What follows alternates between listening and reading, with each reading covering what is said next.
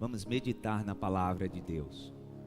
E a mensagem de hoje, ela começa hoje e termina no próximo domingo, tá?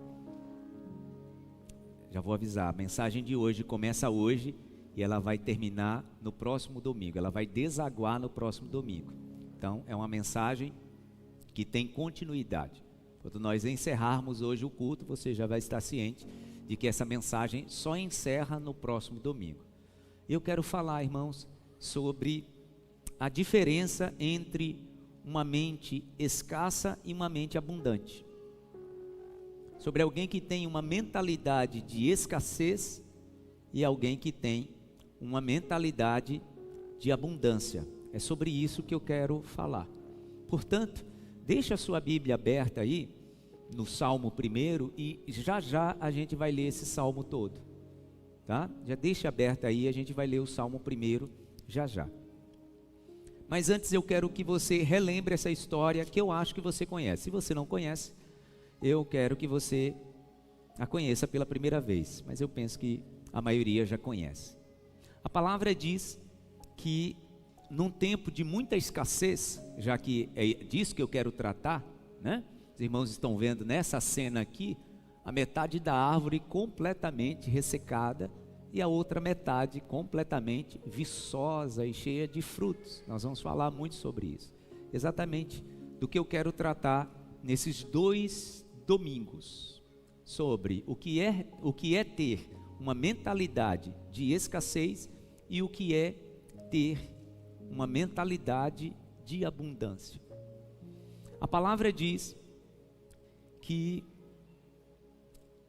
um tempo de muita falta e de escassez estava acontecendo em Israel por causa da liderança, por causa do rei, por causa do governante. O rei Acabe tinha se casado com Jezabel, uma mulher terrível, e a palavra diz que eles tinham atraído para Israel muitos problemas espirituais, obviamente, porque Jezabel tinha vindo da terra de Tiro, filha de um rei muito idólatra. Eles adoravam 2 entidades muito famosas na época. Baal, que na mitologia dos sidônios era conhecido como Deus da chuva. Então era a Baal que eles sacrificavam, até pessoas, tá? Havia até sacrifício humano e a história mostra isso. Na mitologia sidônica, a palavra diz que Azerá era a esposa de Baal e ela era considerada a deusa da fertilidade. Então, dentro da mitologia dos sidônios, né, era um casamento perfeito. O deus da chuva tinha se casado com a deusa da fertilidade. E era a esses deuses que eles prestavam culto. Quando Acabe casa com Jezabel, Jezabel traz todo esse culto e toda essa cultura para dentro de Israel. E obviamente que isso trouxe consequência. A nação foi empobrecendo. A escassez foi chegando em todos os níveis. Mas ninguém ainda tinha se atentado para isso, tá? Sabe, gente? Parece que as pessoas estavam meio anestesiadas.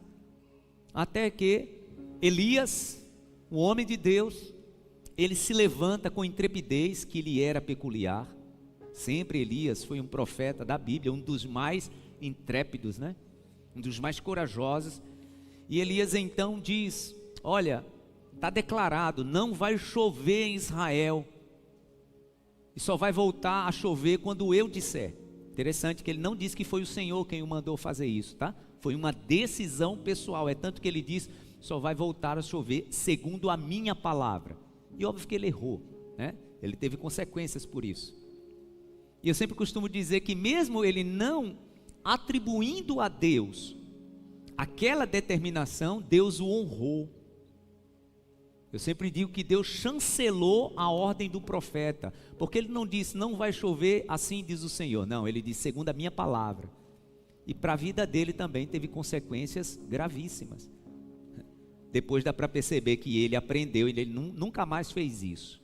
Mas obviamente Deus o honrou. É como se Deus dissesse, tá bom, Elias, você está determinando isso, eu não vou deixar você passar vergonha.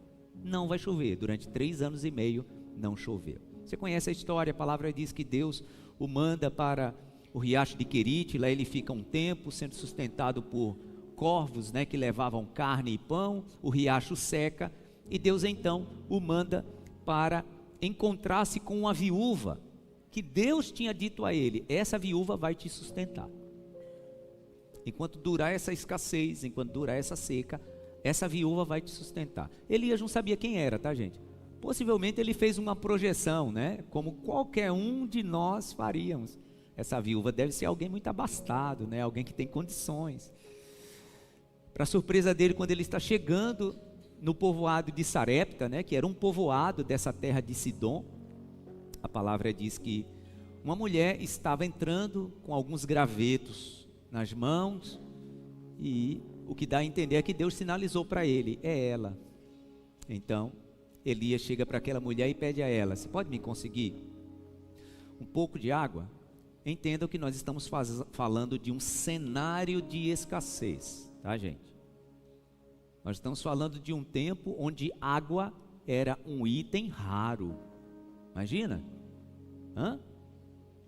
em tempo de estiagem, o gado tinha morrido, a plantação tinha secado. Então, água naquele momento ali era algo muito raro, e foi exatamente o que o profeta pediu.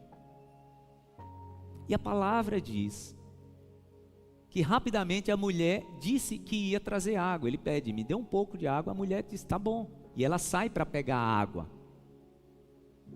Ela é interceptada pelo próprio profeta que diz, aproveita, né, que vai pegar água, e traga também um bolo para mim. Um bolo. Ele estava faminto. O riacho tinha secado, ou seja, estava com escassez de água, e ele também estava faminto. Então a mulher está saindo para pegar água exatamente pela sua mentalidade generosa. Porque nesse cenário de sequidão, gente, de escassez, se ela não tivesse uma mentalidade generosa e de abundância, o que era que ela iria pensar? Olha, profeta, até gostaria de te ajudar, mas está faltando água para todo lugar, né? A Iguá, esse final de semana, a Iguá não entregou o serviço, né? O problema da Iguá nem é a chuva, né? Mas naquela época a Iguá não estava entregando serviço. Misericórdia, né, gente? Mas ela, de forma generosa, disse, está tudo bem, eu posso conseguir água para o senhor. Água eu consigo, já estou indo pegar água. Quando ela está saindo, ele diz, aproveita e traz também um bolo. Aí ela diz, puxa vida, olha, água eu consigo, agora o bolo não. Está vendo aqui esses gravetos? Esses gravetos aqui? Pois é, eu fui catar esses gravetos, estou voltando para casa. Quando chegar em casa eu vou fazer, do que me restou de alimento, eu tenho uma vasilha que tem um pouquinho de farinha, e em outra vasilha um restinho de azeite. Eu estou voltando para casa para fazer 2 bolos. Nesse cenário de escassez, eu só vou conseguir fazer 2 bolos. É um para mim e outro para o meu filho. O que ela diz depois, gente, é uma revelação de que ela não estava brincando. Porque, olhe bem para mim, quando nós estamos vivendo num cenário de escassez e alguém nos pede algo, a gente pode dizer para a pessoa, olha, eu não posso te ajudar. Mas a gente pode dizer isso, mesmo dizendo assim, eu não posso te ajudar porque assim, o que eu tenho é só para alguns dias. O que eu tenho em casa só vai dar para os próximos 15 dias. Mas não, o que aquela mulher declara depois, mostra que ela não estava brincando. Ela não estava brincando de escassez. Ela não estava brincando de falta. Ela não estava brincando de seca. Ela diz, olha, eu vou fazer esses 2 bolos, um para mim, outro para o meu filho. Nós vamos comer e depois nós vamos morrer. Ou seja, ela foi literal. O que resta em casa dá para fazer 2 bolos. Eu e meu filho, a gente vai comer e depois a gente vai esperar a morte. Porque não tem de onde tirar, é seca mesmo. Tudo acabou. Ao que o profeta diz para aquela mulher, porque ele percebeu que ela tinha, apesar da escassez, ela tinha uma mentalidade generosa e abundante. porque ela se prontificou a repartir a água. E já não era muito, tá, gente? Possivelmente a água também estava racionada. Mas ela, mesmo na perda, na falta, na escassez, ela abriu o coração de forma generosa e ela pensou: dá para dividir a água, o bolo não. Então, como o profeta percebeu que a mente daquela mulher, apesar da escassez, era uma mente generosa e abundante, ele diz: então você vai fazer assim, você vai voltar para casa e fazer do jeito que você disse, vai fazer os bolos, mas você vai fazer de uma forma que dê 3 bolos, você vai fazer 3. Você vai fazer um para mim, você vai fazer um para o seu filho e você vai fazer outro para você. Só que ele tinha aprendido a lição, né? Chega de dizer segundo a minha palavra. Ele diz: porque assim diz o Senhor. Enquanto durar essa escassez, esse tempo de falta, enquanto durar esse cenário, a farinha na sua casa não vai faltar e o azeite na sua casa não vai faltar. E a palavra diz que a mulher fez exatamente como o profeta mandou. E durante todo o tempo restante de seca e de escassez, na casa daquela mulher, tinha a provisão. Por quê? Porque ela confiou numa palavra, olhe para mim, apesar do cenário. Gente, o cenário não mudou. O cenário de falta e escassez, ele continuou durante 3 anos e meio. Mas na casa dela, por uma decisão de mudança de mentalidade, na casa dela houve provisão. A mensagem dessa manhã e do próximo domingo, irmãos, tem esse propósito. É um convite a gente condicionar a nossa mente, transicionando desse lugar de falta e de escassez para um lugar de abundância, mesmo diante de um cenário. Sabe por quê, gente? Uma mentalidade de escassez destrói a vida, destrói uma família. E se você está pensando que mentalidade de escassez tem a ver e tem relação apenas com a questão de provisão de alimento ou financeira, há um engano muito grande. Deixa eu te dizer, mentalidade de escassez sempre está voltado para a falta e para a perda. Isso em todas as áreas da vida. Você quer ver como isso se revela dentro do casamento? Você quer ver como 2 pessoas que têm mentalidade de escassez podem estar levando o casamento ao precipício? Por exemplo, tem pessoas que se amam, mas a condução sempre dessa relação foi para não se divorciarem. Por quê? Porque essa pessoa sempre viveu dentro da família e da história da sua família a sombra do divórcio. Então, ao invés dessa pessoa conduzir o seu casamento, a sua relação, a sua família para viver a abundância, construir filhos fortes, construir uma família próspera, essa pessoa não percebe, mas sempre conduziu o seu casamento, o seu relacionamento com medo do fantasma do divórcio. Você conhece gente assim? E o pior, sabe quando é que a mentalidade de escassez ela está mais firme? É quando você já vive a sombra desse tal de fantasma do divórcio, querendo provar para alguém que você não vai se separar. Aí é que é pior. Porque entenda, a mentalidade de abundância é a mentalidade que nos leva para o transbordo, para a abundância. Estou sendo redundante, mas é isso mesmo. A mentalidade da escassez não. Então é aquela pessoa que se casa dizendo assim: olha, minha tia se separou, meu avô se separou, meu pai se separou da minha mãe, mas eu não. Eu vou conseguir fazer isso dar certo. Você percebe que é diferente? É diferente.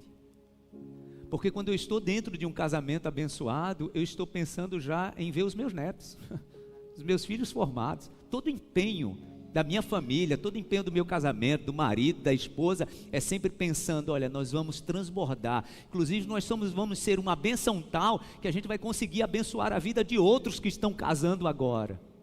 Percebe que é diferente? A mentalidade da escassez sempre está abraçada com o medo de perder, o medo de não dar certo, o medo de não conseguir. Essa é a diferença básica entre a mentalidade de abundância e escassez. Porque quando a gente fala de abundância e escassez, normalmente a gente linka a questão de provisão financeira. Mas é muito mais amplo, irmãos. Por exemplo, quer ver isso na vida profissional? Quem vive a mentalidade de escassez na sua vida profissional? a pessoa está no emprego sempre fazendo para quê? Para na hora da demissão o patrão não lhe escolher outro. Então, ao invés da pessoa olhar para a sua vida profissional, a sua atuação nesse emprego, olha, aqui eu quero crescer, é aquele cargo que eu almejo, eu quero ampliar. E quando aqui não der mais certo, eu quero que Deus me leve para outra empresa maior. Então você percebe que a pessoa tem a mentalidade sempre de ampliação, de escassez não. A mentalidade de escassez é sempre pensando, o que é que eu preciso fazer para não ser demitido? Eu falei sobre isso aqui no culto das 7 da manhã. Quando eu terminei de me formar como técnico mecânico do Senai, aí eu fui ser menor aprendiz e depois eu fui ser efetivado. E a minha função como mecânico era trabalhar sempre no porão da empresa. Então tinha dias que eu entrava 8 da manhã e só saía meio-dia na hora do almoço, para almoçar e depois voltava, porque às vezes dava muito problema no porão. Eu saía, imagina, um porão sem circulação de vento, um calor, todo sujo de graxa, suado, a roupa parecia que eu tinha tomado banho. Às vezes eu saía para ir almoçar, eu passava pelo mezanino assim, onde ficava, né, os engenheiros e tal, e eu sempre dizia no meu coração, um dia eu vou estar ali, um dia eu vou estar trabalhando exatamente ali, sem precisar estar com a roupa assim, tão suada. Eu honrava aquela minha função, mas o meu olhar sempre era, eu quero mais. Eu falei sobre isso aqui quarta-feira passada. Como eu trabalhava numa indústria têxtil, e era uma indústria de produção sazonal, então quando chegava mais ou menos o mês de agosto, quem aqui já trabalhou em indústria têxtil sabe como é, tem alguns irmãos aqui que eu reencontrei daquela época. Mês de agosto até o mês de outubro, novembro, gente, a produção é muito baixa, então sempre surgia aquele burburinho, né, como a gente costumava chamar, da rádio peão, sempre falando quem iria estar na lista da redução de quadro. E eu olhava às vezes para uns colegas meus, eles estavam assim tomados de terror, e estavam trabalhando, tipo para quê? Para não ser escolhido. Eu não posso estar na lista da demissão. Você percebe que é uma mentalidade diferente? Enquanto eu tinha mentalidade, a minha inspiração era crescer. A mentalidade dos outros é, não quero ser escolhido para demissão. Quem está entendendo o que eu estou dizendo? Irmãos, isso faz toda a diferença. Se eu estou dentro do casamento só para segurar e para provar para minha família que eu não vou me separar, você vai conduzir o seu casamento de um jeito que não é para abundância, é para escassez. Se você está na sua vida profissional e não se preparando para transbordar, para abundar, para ser bênção na vida de outras pessoas, inclusive pensando assim, ó, hoje eu estou trabalhando aqui, mas o que eu quero mesmo é abrir o meu empreendimento. Eu estou aqui, isso aqui só é um tempo, mas o que eu penso mesmo é exatamente ter o meu empreendimento, inclusive em empregar outras pessoas. Percebe que a visão é diferente? Pois é. O que eu quero tratar nesses 2 domingos é sobre isso. Sobre a diferença básica entre ter uma mentalidade de escassez e uma mentalidade de abundância. Quando a gente olha, irmãos, para a história do povo de Israel, e olha que eu estou falando tudo isso antes da gente ler o Salmo primeiro, porque é necessário que a gente faça essa introdução. Quando a gente olha para a história do povo de Israel, a gente percebe 3 fases distintas, olha aqui para mim, 3 fases distintas na jornada do povo de Israel, do Egito até a terra prometida. 3 fases distintas. E sabe o que eu descobri? É que essas 3 fases distintas, do Egito até a terra prometida, é uma revelação de mentalidade. A terra do Egito é um tipo de mentalidade, o tempo no deserto é outro tipo de mentalidade, e o tempo na terra prometida é uma outra mentalidade. Então vamos entender. Quando Deus levanta Moisés para libertar o povo de Israel depois de 430 anos de escravidão, ali já tinha, gente, aproximadamente 2 milhões de pessoas que eram escravos, viviam debaixo do jugo do faraó. Agora, eu quero chamar a sua atenção para você entender qual era a mentalidade daquele povo que vivia a escravidão, o que eu chamo, na primeira fase, né, na terra da escravidão. A terra da escravidão, por óbvio, é a terra de quê, gente? Da escassez. Olha a mentalidade desse povo. Abra sua Bíblia, por favor, no livro de Êxodo, capítulo 1. Vamos entender o que a terra do Egito revela sobre uma mentalidade escassa, uma mentalidade de escassez. Êxodo capítulo 1, a partir do versículo 7. Olha o que diz a palavra. Vamos juntos ler? Êxodo capítulo 1, versículo 7. Aliás, vamos ler do versículo 6, porque aí vai dar a noção que José já tinha morrido, né? Versículo 6 do capítulo 1 de Êxodo. Todos aqui comigo? Vamos lá. Ora, morreram José, todos seus irmãos e toda aquela geração. Ou seja, José, que tinha sido governador, toda aquela parte ali tinha morrido. Agora chegou uma outra geração. Os israelitas, porém, eram férteis. Olha as características, tá? Eles eram férteis, proliferaram, tornaram-se numerosos e fortaleceram-se muito. Ou seja, eram fortes. Eram muitos e eram fortes. Gente, alguém que tem muita quantidade e é muito forte tem que dominar. Mas olha o que é que falta de mentalidade. Tanto que encheram o país. Qual país? O Egito. Então subiu ao trono do Egito um novo rei, que nada sabia sobre José. Disse ele ao seu povo: vejam, os israelitas agora numerosos e mais fortes que nós. Percebe? O faraó está dizendo com todas as letras que aquele povo ali era mais forte que os egípcios. Eles são mais fortes que nós. Mas o que aconteceu em seguida? Temos que agir com astúcia para que não se tornem ainda mais numerosos no caso de guerra, aliem-se aos nossos inimigos, lutem contra nós e fujam do país. Estabeleceram, pois, sobre eles chefes de trabalhos forçados, para os oprimir com tarefas pesadas. E assim, os israelitas construíram para o faraó as cidades celeiros de Pitom e Ramsés. Todavia, quanto mais eram oprimidos, mais numerosos se tornavam e mais se espalhavam. Por isso os egípcios passaram a temer os israelitas e os sujeitaram a cruel escravidão. Amém. Deixa aberta até aí a sua Bíblia, porque essa parte é a parte que mais interessa. Mas os sujeitaram a cruel escravidão. Os sujeitaram a cruel escravidão. Mais numerosos, mais férteis, mais fortes, mas na terra da escassez, eles eram escravos. Por quê? Por um simples motivo: eles não conseguiam se enxergar. Todos nós, irmãos, todos nós vivemos uma fase assim, onde a gente não consegue enxergar o nosso valor, quando a gente não consegue enxergar a nossa capacidade. E sabe o que vai acontecer?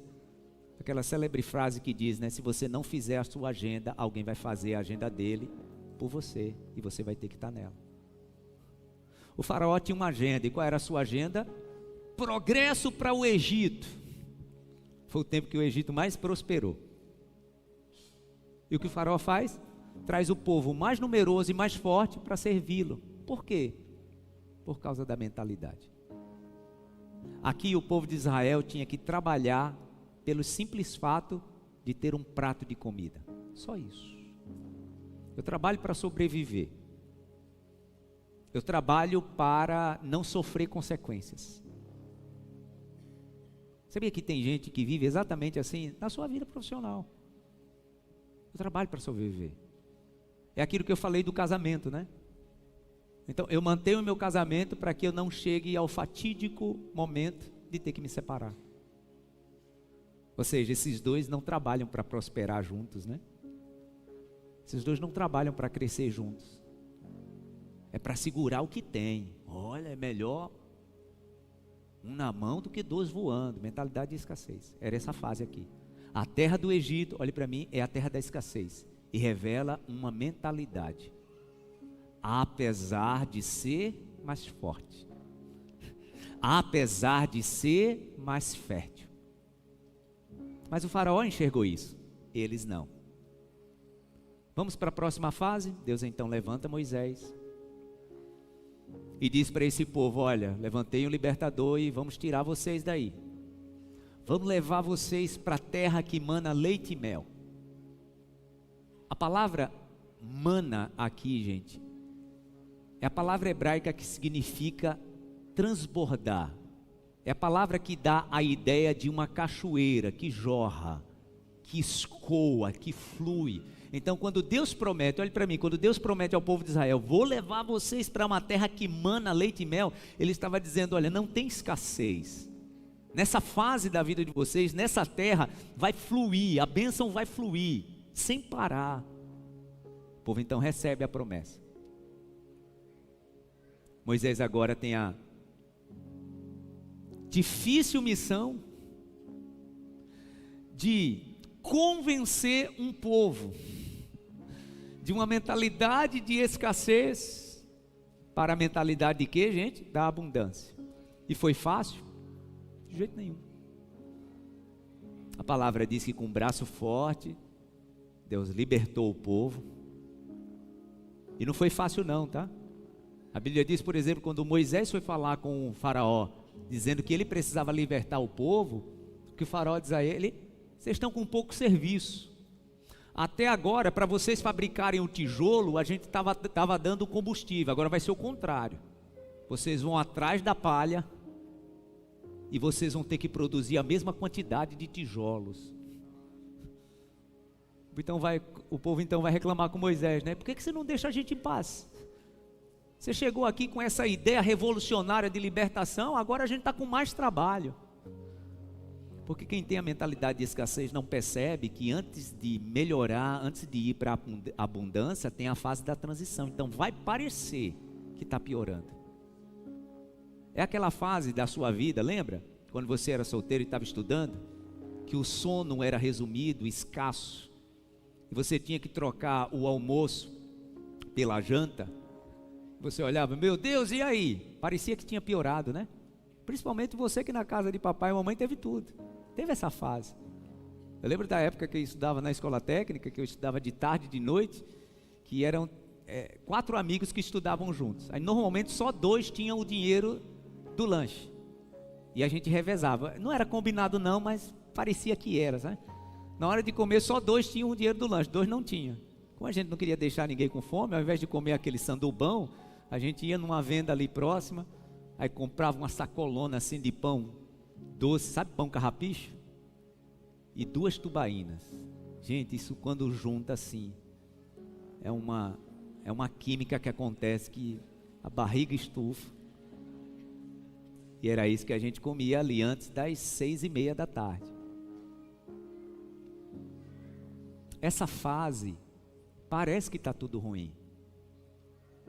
Mas se você tiver a mentalidade de abundância, sabe o que você faz? Você se mantém fiel ao propósito. Por isso que tem muita gente que desiste, entendeu? O povo de Israel, quando o faraó disse, agora vocês vão colher a palha e vai ter que produzir a mesma quantidade de tijolos, chega para Moisés e diz, deixa dessa ideia de sair do Egito, a gente quer ficar aqui, deixa a gente em paz. Se você ler o texto, capítulo 2, você vai ver que várias vezes, né, capítulo 2, capítulo 3, eles dizem isso para Moisés, deixa a gente em paz, deixa a gente em paz. E Moisés tentando convencê-los que não dava mais para permanecer na mentalidade de escassez. E eles dizendo para Moisés, por favor, deixa a gente em paz. Mas tudo bem, o Senhor vai e liberta o povo, tira o povo do Egito. No primeiro obstáculo, lembram? Diante do Mar Vermelho, o povo pede a Moisés, deixa a gente voltar. Deixa a gente voltar. A ideia, gente, era essa. Imagina, 430 anos debaixo do chicote do faraó. A ideia agora era voltar, bater na porta do faraó e dizer, a gente entendeu errado. A gente foi até ali, o Mar Vermelho, mas não deu certo não. A gente quer que você nos receba de novo como escravos. Deus olhou para esse povo e percebeu, eles estão saindo da mentalidade de escassez. E eu estou querendo colocar eles na mentalidade, na terra da abundância. Não dá. Eles vão estragar tudo. Vocês entendem, irmãos, por que tem pessoas que acham assim, eu tenho orado, pastor. Se Deus me ajudar e eu fizer uma fezinha e eu ganhar na Mega Sena, vai resolver todos os meus problemas. Você sabia que tem gente contando com isso? Você já viu estudos sobre pessoas que ganharam na Mega Sena, grandes prêmios? Você já viu? O estudo que mostra o percentual altíssimo daqueles que perderam tudo.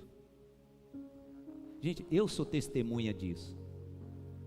Quando eu fazia câmara hiperbárica, logo depois que eu saí do hospital, durante vários dias eu estive naquele tratamento com um homem que tinha ganhado na Mega Sena. E durante vários dias eu ouvi o seu relato. E o prêmio que ele ganhou na época foi muito alto. Foi muito alto. Eu lembro do seu relato dizendo, Zoá, todo fim de semana, a gente alugava vários carros e ia com os meus amigos para os melhores hotéis de Salvador e de Maceió. Tudo pago por mim. Eu fechava uma parte do hotel e pagava para os meus amigos. E tudo acabou. E tudo acabou. Sabe por quê? Não adianta sair da terra da escassez e ser catapultado para o lugar da abundância se a mentalidade não mudou. É aquela pessoa que lá atrás, quando viveu aquela última luta financeira, disse para Deus depois de saudar, meu Deus, agora vai ter jeito, tá? Nunca mais eu entro nisso. E sabe por que voltou? Eu vou lhe dizer, com todo amor, porque a mentalidade continuou sendo a mentalidade da escassez. Ali, gente, no Mar Vermelho, Deus disse, eu não posso pegar esse povo que durante 430 anos teve a mentalidade da escassez e catapultar esse povo para o lugar da abundância, não vai dar certo. Então o que Deus faz? Deus prepara então um tempo de transição. E esse tempo de transição durou quantos anos? 40 anos. É a fase do deserto. E a fase do deserto, gente, revela outra mentalidade. Que é a mentalidade do quê? Do suficiente. A mentalidade da escassez é aquela de vender o almoço para ter a janta. Todos nós vivenciamos uma fase assim. Ela não pode durar muito e a gente tem que ansiar sair dela, trabalhar para sair dela. É aquela mentalidade onde eu estou lutando para sustentar o casamento para que ele não acabe. Vocês percebem que essa questão não tem a ver só com provisão e finanças, né? Tem a ver com tudo. Mas ela tem que começar e ela tem que terminar. A segunda fase que Deus agora coloca o povo de Israel é a terra da suficiência. O que é a terra da suficiência? A palavra diz que durante 40 anos o povo foi sustentado pelo maná. Lembra como era? Vinha um pão que descia junto com o orvalho, uma massa branca, e a palavra diz que cada chefe de família colocava uma vasilha lá fora da tenda e ia dormir.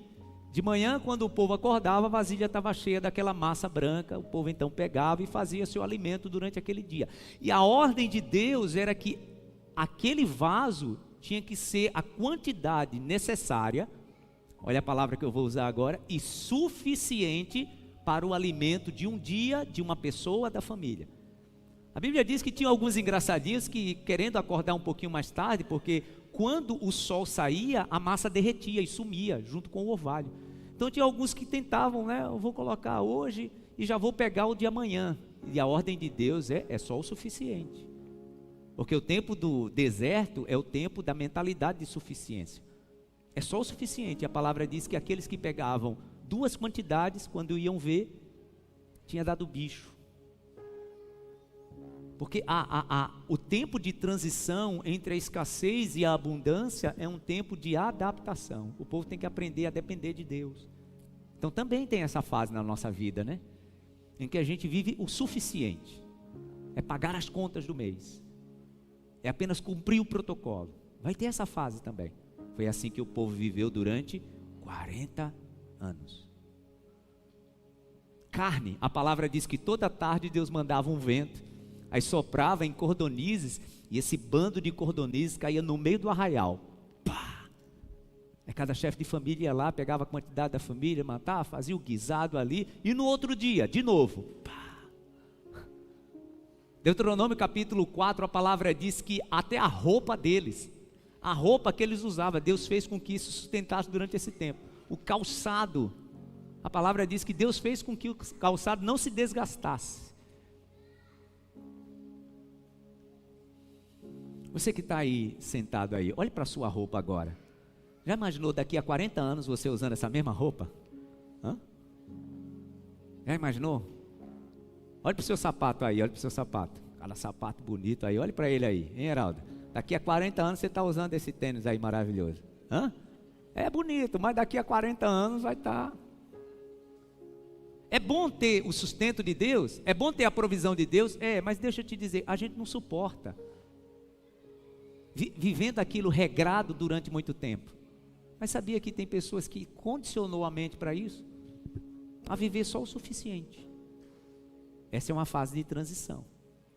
Porque o que Deus tinha preparado mesmo para o seu povo, não era a terra da escassez, não era a terra da suficiência, era a terra que mana leite e mel.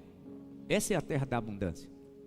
Só que esse povo precisava, já que cada terra, revela uma mentalidade, o povo precisava mudar a sua mentalidade. E para isso eu preciso condicionar a minha mente. Dada essa introdução, já que a gente vai terminar a mensagem no próximo domingo, eu quero convidar você para a gente ler o Salmo primeiro, para a gente encerrar. Abra sua Bíblia, o Salmo de número 1. Se você já estava com ela aberta, vamos ler juntos o que diz o Salmo primeiro. Diz assim: como é feliz aquele que não segue o conselho dos ímpios. O Salmo primeiro já começa assim, condicionando felicidade a conselhos. O Salmo primeiro já começa assim, condicionando felicidade à influência que eu tenho na minha vida. Então deixa eu te dizer, principalmente para os jovens, felicidade, influência e conselho estão intimamente ligados. Na minha experiência pastoral, todas as pessoas que eu conheço e acompanho de perto, que têm vivido uma vida infeliz, essa infelicidade está intimamente ligada à influência que essa pessoa viveu e aos conselhos que essa pessoa recebeu. Gente, não tem erro, é um princípio. Por isso que o Salmo primeiro começa dizendo que é feliz quem não anda no conselho errado. E gente, conselho, ouça bem o que eu vou dizer, conselho e influência tem uma relação muito profunda com pessoas que nós permitimos chegar perto. Obviamente, pessoas que nós permitimos exercer influência sobre nós. E como eu estou falando sobre 3 tipos de mentalidade, 3 fases da nossa mentalidade, os conselhos que recebemos, preste bem atenção, os conselhos que recebemos na vida das pessoas que nós autorizamos a nos dar conselhos, tem também relação como está ou como é a mentalidade dessas pessoas. Porque deixa eu te dizer, às vezes Deus ele reservou pessoas para nos aconselhar e normalmente essas pessoas têm a mentalidade que Deus preparou para aquela fase da nossa vida. Porque tem certas pessoas que não estão aptas para nos aconselhar, mesmo que nós as honremos. Deixa eu te dizer, tem gente que você honra, que você quer bem, que você ama, mas essa pessoa em uma área da sua vida não tem autoridade para te aconselhar por causa da mentalidade que a pessoa tem. Sabia disso? Então, por exemplo, se você já condicionou a sua mentalidade para uma mentalidade de abundância e de sustento de Deus, e você tem que ser aconselhado com alguém que você ama, que você honra, que tem uma influência muito grande sobre a sua vida, mas essa pessoa nessa área, ela não tem autoridade por causa da mentalidade que tem para te aconselhar, esse não é um conselho para você. Sabia disso? Isso é muito importante, irmãos, nós sabermos discernir. O nome disso é discernimento. Imagina, a palavra diz que nós precisamos honrar os pais, obedecer aos pais no Senhor, obedecer aos pais no Senhor. E eu sempre gosto de explicar isso aqui, a diferença entre honra e obediência. Honrar pai e mãe é indiscutível. Quem não honra pai e mãe está perdendo um dia de vida aqui na terra. Sabia disso, Porque é um mandamento com promessa. Se eu não honro meu pai e minha mãe, a palavra diz que eu vou perdendo um dia de vida aqui na terra. Porque a promessa é o quê? Honra pai e mãe para que se prolonguem os seus dias aqui na terra. Se eu não honro, então eu já estou perdendo mais um dia aqui na terra. Honra é uma coisa, tá? Mas a palavra também diz para a gente obedecer os nossos pais, mas tem um complemento, né? No Senhor.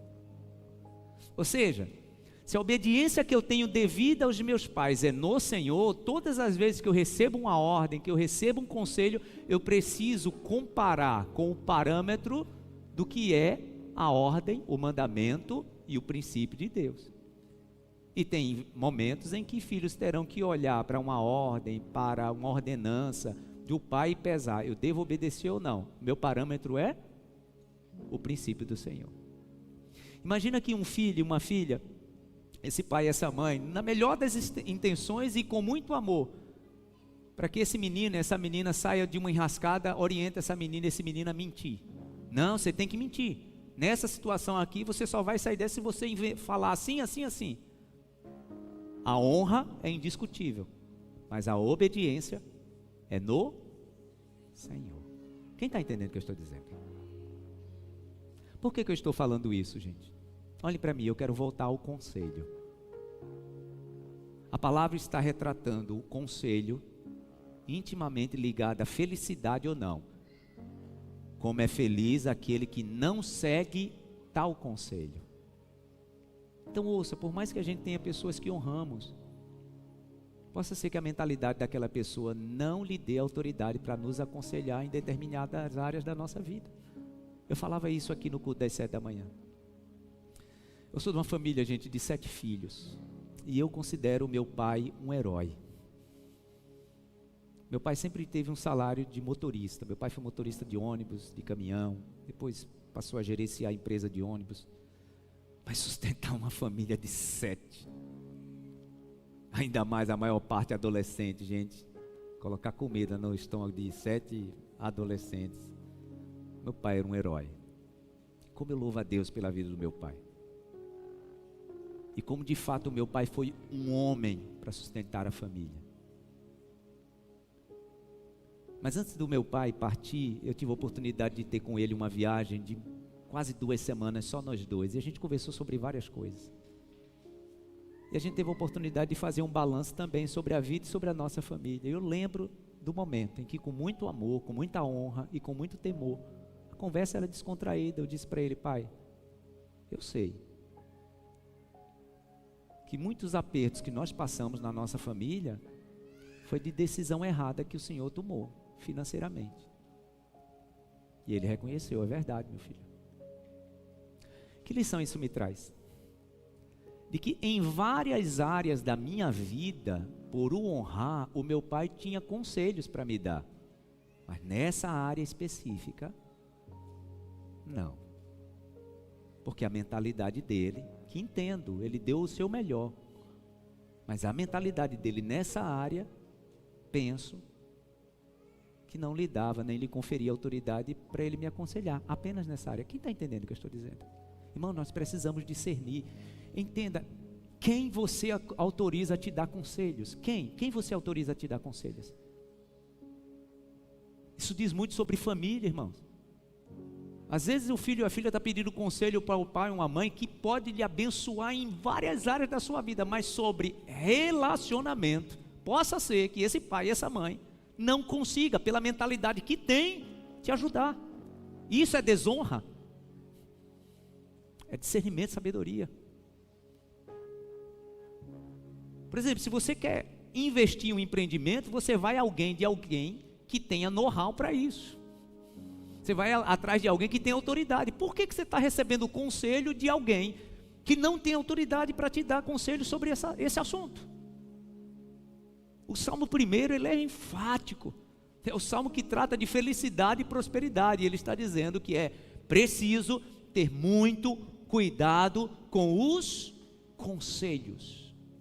Porque ele diz: feliz é quem não recebe conselho errado. Você pode dizer amém? Como é feliz aquele que não segue o conselho dos ímpios, não imita a conduta dos pecadores, nem se assenta na roda dos zombadores. Ao contrário, sua satisfação está na lei do Senhor, e nessa lei medita dia e noite. Ou seja, o meu padrão, o meu princípio é o que está escrito, o que Deus determinou. Esse é o meu padrão, é o meu princípio.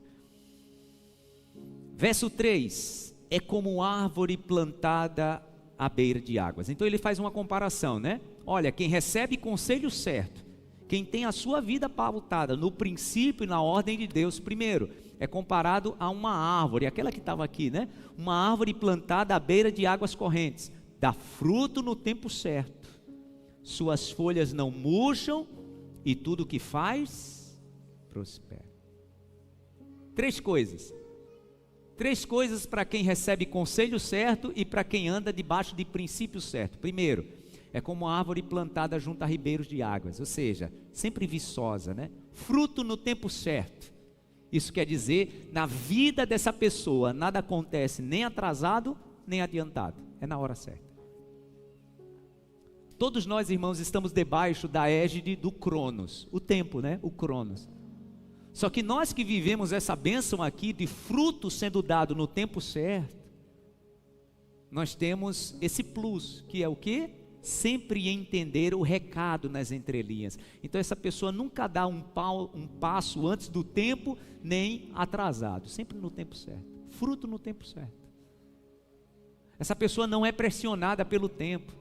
Irmãos, eu já vi pessoas tomarem decisões erradas, de se juntar com gente errada, porque está com medo de não casar mais. É sério isso, né? Oh meu Deus, já estou chegando aos 40, já estou chegando aos 50, se eu não casar agora, eu não vou casar mais nunca. É o Cronos pressionando, né? Quem toma a decisão pela pressão do tempo, e não aprende a dar fruto no tempo certo, tem uma chance muito grande de tomar uma decisão errada. Eu falava isso no culto das 7 da manhã, né? Sabe quando foi que começou a vida plus, master, máxima na vida de Moisés? Ele tinha 80 anos. E tem gente já se considerando velho com 40, né? O tempo de fato, de tudo começar na vida de Moisés, ele tinha 80 anos. Foram os últimos 40 anos que Deus despejou, derramou, transbordou sobre a vida de Moisés o seu melhor. Quando ele tinha 80 anos. Dar fruto no tempo certo é descansar e entender nesse tempo, nesse time de Deus, que nós chamamos de Kairos. Kairos é o tempo oportuno. Tomamos as decisões no tempo oportuno. Fruto no tempo certo. Segundo, suas folhas não murcham. Eu gosto da versão que diz, suas folhas não murcham e não caem. O que significa? Que aquilo que eu faço debaixo da bênção e da prosperidade do Senhor, com a mentalidade abundante, eu faço e tem continuidade. Isso é tão sério, né, gente? Porque o verso seguinte diz assim: não é o caso, o verso 4, não é o caso dos ímpios, são como a palha que o vento leva. Por isso os ímpios não resistirão no julgamento, nem os pecadores na comunidade dos justos.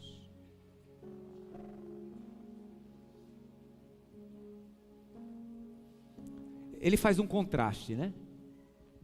O salmista, ele faz um contraste, né? Quem vive dando fruto no tempo certo, e frutos que permanecem, com os ímpios que até às vezes dão frutos, mas não permanecem. Esse tempo que a gente tem vivido no Brasil tem sido tão revelador, né, gente?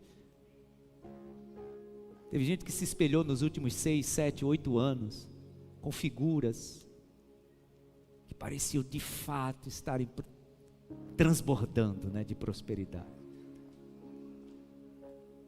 Imagina quando alguém deu uma festa para a filha, gente, que a filha durou, a festa durou, ou valeu, né, melhor dizendo, 20 milhões. Imagina alguém olhando para isso e dizendo, aí sim, isso é que é prosperidade.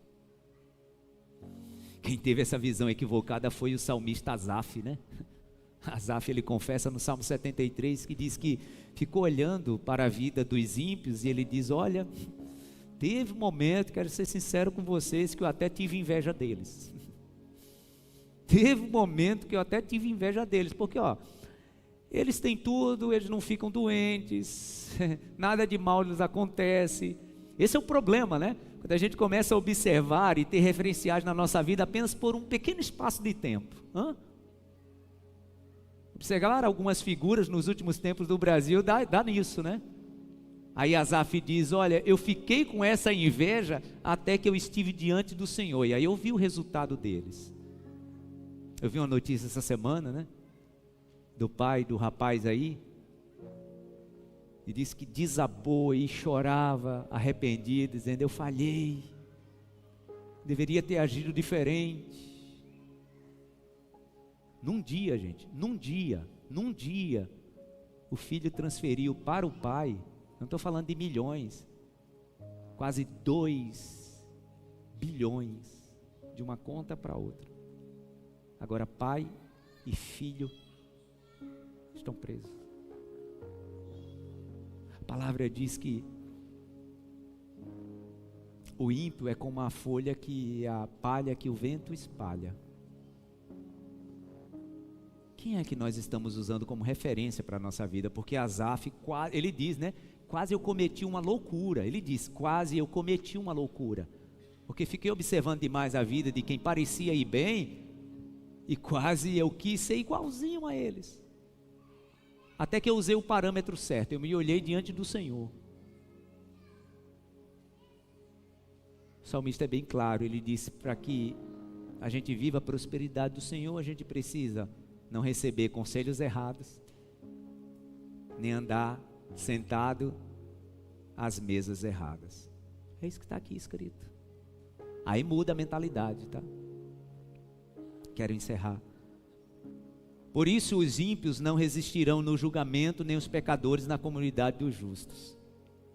Os ímpios não resistirão no julgamento. Aqui é o julgamento de Deus, tá, gente?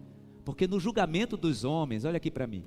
No julgamento dos homens, deixa eu dizer algo para você. E não é pessimismo não, tá? Nem falta de esperança. No julgamento dos homens, tudo isso que nós estamos vendo aí vai se acomodar.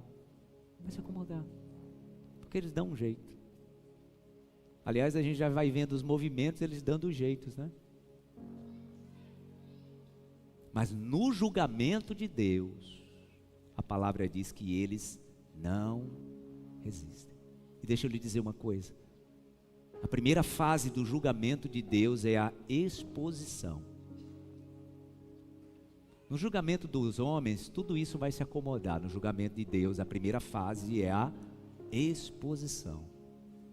Por isso que o salmista diz, olha, eles não resistirão no dia do julgamento.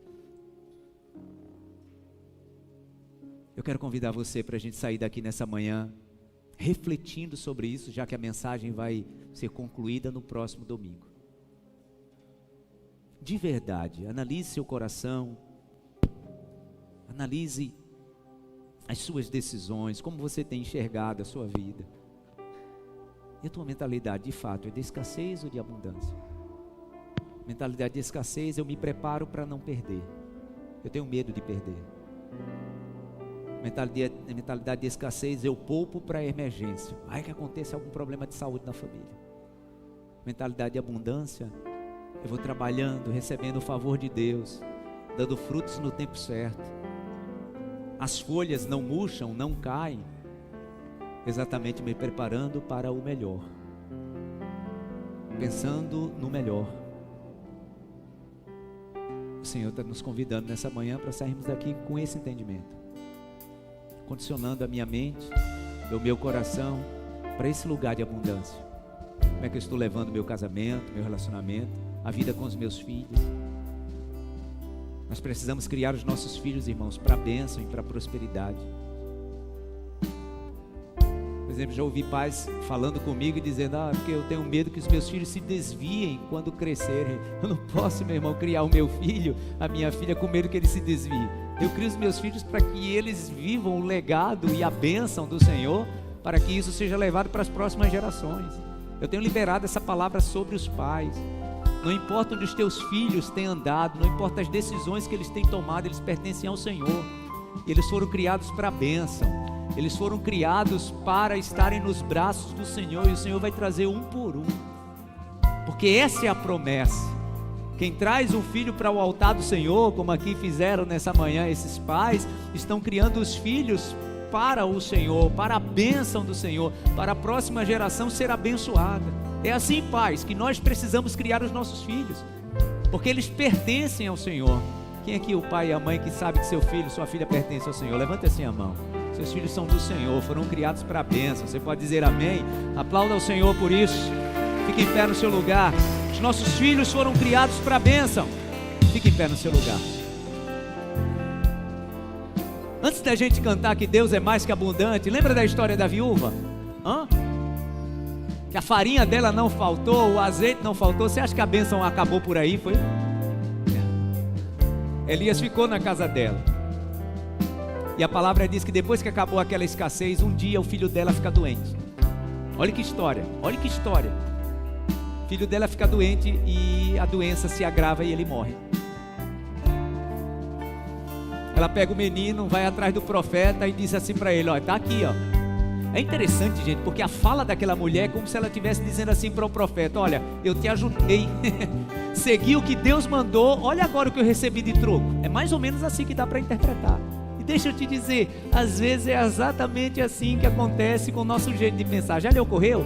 Você diz assim: oh meu Deus, fui fiel ao Senhor, fui dizimista, ofertante, ajudei outras pessoas, e olha o que está me acontecendo. Foi exatamente o que a mulher fez. Pega o filho, leva diante do profeta e diz para ele assim: ó, tá aqui, ó, meu filho está morto, te ajudei, segui a palavra de Deus, olha o que eu recebi. O profeta pega o menino, a palavra diz que ele leva o menino para o quarto dele, deita o menino na cama. No ato profético, a palavra diz que ele ora e ele se deita sobre o menino.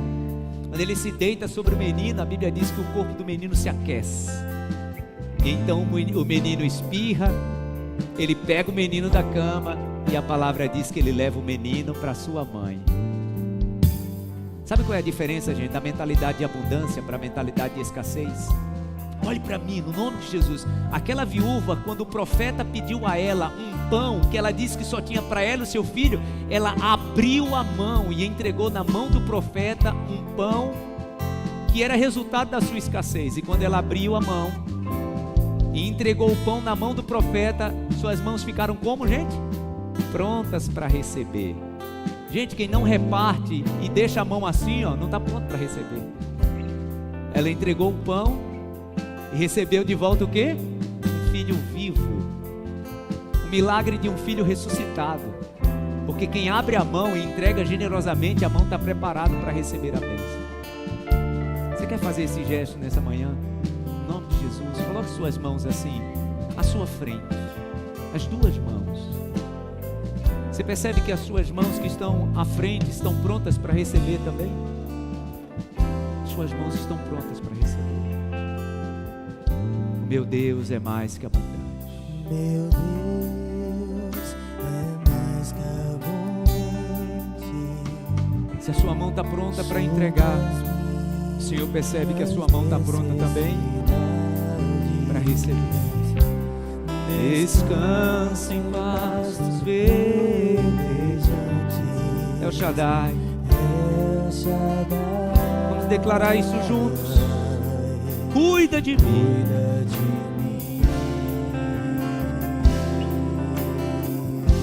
Meu Deus é mais que abundante. Meu Deus é mais que abundante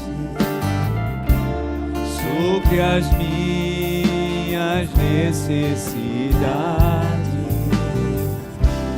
Descanso em pastos verdejantes.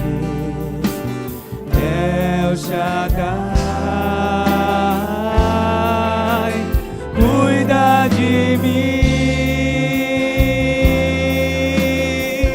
Declare com muita fé no seu coração: meu pastor, sim, Ele é. Não vai deixar.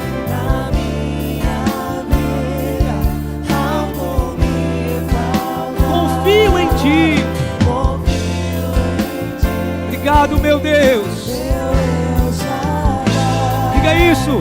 Jesus, o bom pastor, Cuida de mim. cuida de mim. Meu pastor não vai deixar. Meu pastor não vai deixar. Essa mente que nós queremos ter, meu Deus. uma mente de abundância, fé deliberada para abençoar a vida de outras pessoas e estarmos preparados para receber muito mais, muito mais. Diga isso, levanta bem alto as tuas mãos. Meu pastor não vai deixar. Declare isso mais uma vez. Meu pastor não vai deixar. Eu creio assim, meu Deus. Eu confio em Ti.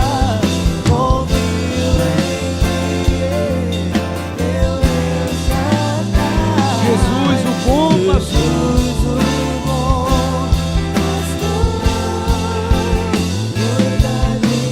Você pode aplaudir ao Senhor bem forte, bem forte. Oh, bendito é o nome do Senhor. Aleluia. Sabe algo interessante? Você já deve ter me ouvido contar essa experiência, mas antes de você ir embora, falta 10 minutos para a gente encerrar e você vai ouvir bem rápido. Como eu disse, eu sou de uma família de 7 filhos. A gente morava atrás da igreja e era um tempo de muita escassez, mas só foi uma fase, tá? Porque tempo de escassez não pode durar muito na nossa vida, mas são fases que nos ensinam. A gente morava atrás da igreja, meu irmão mais velho está ali, e era impressionante. Antes de começar o culto, sempre chegava alguém lá em casa, sempre. E a mãe, quando preparava o café, era tanto menino que ela tinha que dividir tudo. Ela que dividia, porque não dava para cada um fazer o seu prato, senão ia faltar para algum. A minha mãe sentava todos à mesa, colocava os pratos e ela mesma dividia, né? E nesse dia ela fez isso, colocou ali um pedacinho de cuscuz para cada um, o café e tal. A gente sentou à mesa. Minha mãe sempre deu graças a Deus, independente da quantidade que tinha no prato. Essa é a diferença, tá? De quem tem mente abundante e mente de escassez. Irmãos, quem tem mente de escassez está sempre reclamando e arrogando para si mais escassez. Aprenda esse princípio. A dona Raquel sempre agradeceu. E naquele dia só tinha o que estava no café e a gente não sabia o que seria no outro dia. Era só uma fase. A minha mãe deu graças, agradeceu. Quando a gente se preparou para comer lá em casa, a porta da cozinha era atrás da igreja que a gente morava, e a porta da cozinha era aquela porta bipartida, sabe? E a gente tinha fechado a parte de baixo e a parte de cima estava aberta, igual como é aqui na sala das crianças. Aí quando a gente estava se preparando para comer, depois de ela ter dado graça, alguém bateu a porta. E a irmã já abriu a porta, que era muito comum, meu irmão sabe, já abriu a porta já colocando a cabeça dentro, né? Quando a irmã bateu a porta, aí obviamente que a gente, não sei quem foi dos irmãos que fez isso, mas alguém perguntou: minha irmã, você quer tomar café com a gente? E a irmã disse: sim, eu quero. A gente não tinha nem como fazer outro. Não tinha mais nada no armário. Já sabe, né, gente? Imagina, 7 meninas ali, a maior parte adolescente, um olhou para o outro e já sabe o que aconteceu. Aquela risada, a irmã ficou chateada. Minha mãe era uma mulher muito sábia. Agora está a dona Raquel saindo atrás da irmã para explicar para a irmã que a gente estava rindo não era dela. A gente estava rindo da situação. Porque também isso é uma lição, tá, gente? Quando nós temos uma mentalidade de abundância, às vezes a gente tem que rir da situação mesmo, ao invés de estar reclamando. Porque às vezes as nossas palavras malditas da murmuração e da reclamação está abrindo a porta para mais escassez. O que a gente tinha que fazer ali é rir da situação. A gente não estava rindo da irmã. O que a gente estava rindo é que a irmã disse que queria, mas não tinha mais como fazer. A minha mãe convenceu a irmã de voltar. A irmã sentou à mesa. A minha mãe pegou outro prato e perguntou se a irmã se importava. A irmã disse que não. E a mamãe foi tirando do prato de cada um e colocando no prato da irmã. Todos sentaram à mesa e todos comeram. Você entende o que é cenário de escassez, mas mente preparada para a abundância? É a atitude da viúva. Só tenho 2 bolinhos, mas eu vou fazer 3. Deixa eu te dizer, meu irmão, minha irmã, ainda dá para você fazer algo por alguém, mesmo que você pareça que não tem. você acha que eu estou falando só de alimento e de finanças? Deixa eu te dizer, tem gente que vai te procurar e essa pessoa vai pedir para você orar pelo casamento dela e você vai dizer, meu Deus, sou eu que estou precisando de alguém orando pelo meu casamento. Mas aquele é o momento de você orar pelo casamento dessa pessoa. Mas sou eu que estou precisando de oração, pastor. Aliás, eu estou precisando de gente que se junte a mim para jejuar. Mas deixa eu te dizer, Deus vai enviar gente. Você vai ter que jejuar junto com essa pessoa. Por quê? Porque a mentalidade de abundância sempre vai nos dizer, tem como repartir. Você pode dizer amém? Diga para a pessoa do seu lado, tem como repartir. Tem como repartir.